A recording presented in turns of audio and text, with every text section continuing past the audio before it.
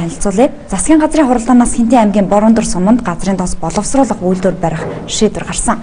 Тэгвэл энэ үйлдвэр Монголын эдийн засгийг сэргээхэд ихээхэн дэмжлэг болох талаар газрын тос ба Монгол улсын эдийн засаг олон улсын хуралд оролцогсод хэлж байлаа. Монголын эдийн засаг ихээхэн хүнд байдалд ороод байгаа. Энэ бол эхлэл цаашид улам хүндэрнэ гэдгийг мэргэжилтнүүд байнга анхааруулсаар байгаамаа. Иймээс Монгол улсын эдийн засгийг сэргээхэд газрын тос хэрхэн нөлөөлж болох талаар энэхүү хуралдаанаар хэлэлцэж байгаа юм. Нөгөө талаар манай улс газрын тосны нөөцтэй хэрнээ түүнийг ашигладаггүй, дандаа гадны улс орнуудаас өндөр үнээр худалдан авдаг юм а. Иймээс газрын тосны байнгын импортлогч байх уу эсвэл газрын тосоо үйлдвэрлэж бусдаас хараад бос олж эдийн засгаас сэргээх үү гэдгийг төр засгийн хэмжээнд шийдвэрлэх шаардлагатай байгаа. Хамгийн ихний ажил боловсруулах үйлдвэр барих асуудал гэдгийг онцлог хэлж байлаа. Ерөөсөө аливаа томоохон үйлдвэрийг барьж байгуулахын өмнө судалгаа шинжилгээний ажлууд өндөр түвшинд хийгдсэн байх ёстой. За тэрийг үндэслээд техник эдийн засгийн үндэслэл гарах ёстой.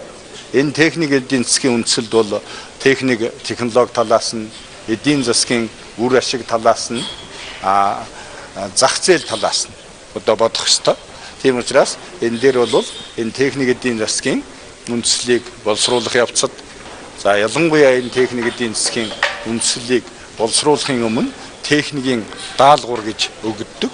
Тэндээ бол бид улс орныхон эрэлт хэрэгцээ, энэ нөөц байлгынхаа хэмжээ, энэ өөрийн орны онцлогийг тусгаж маш тийм хариуцлагатай, зөв зүйтэй даалгавар өгөх ёстой.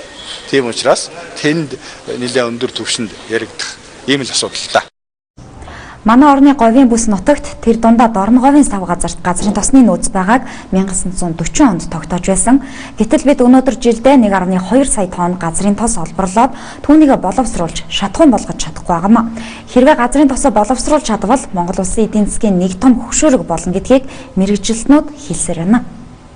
Агуур бол 1.1 сая тонн түүх нефт гаргаж байгаа мөртөө дээр бол 1.1 сая тонн бензин шатхуун импортлж авч байна. Энэ 1.5 тэрбум $1 зарсан гэж байна л да. Гэхдээ бол энэ саяхан хүртэл үс тийм хэмжээнд байсан. Гэхдээ өнөөдөр энэ эдийн засгийн төлөлт өсөлт энэ бол арай өөр юу шаардсан. Нөгөө талаас бол сая санхүүгийн реформ, татварын реформоор бид нэр макро эдийн засгийн хавалтаг зөв олж харах болцоо гарч ирж байна.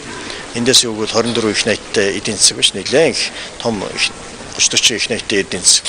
Эндээс татварын орлого нэлээд цуглана. Тэгэхээр энэ нийтийн мөнгөнд хоримтлагдсан ямиг нийтэд хэрэгтэй юмд хөрөнгө оруулалт хийя гэж. Энэ юу гэвэл одоо нэг нэмэрт бол бид нэр нефт боловсруулах үйлдвэр барих болцоо одоо байна. Валютын ханш байнгын өсөлттэй буюу 2000 даваад байгаа. Мөн импортын худалдаа багассан зэрэг нь иргэдийн амьдрал шууд сөргөөр нөлөөлж байна. Улс орн нь бусад улс орноос мөнгө зээлж үнэхээр хүнд байдалд ороод байгаа. Энэ мэт хүнд байдлаас гарахны гарц нь газрын тос гэдгийг өнөөдрийн газрын тос ба Монгол улсын эдийн засаг олон улсын хуралд оролцогсод онцолж байсан юм а.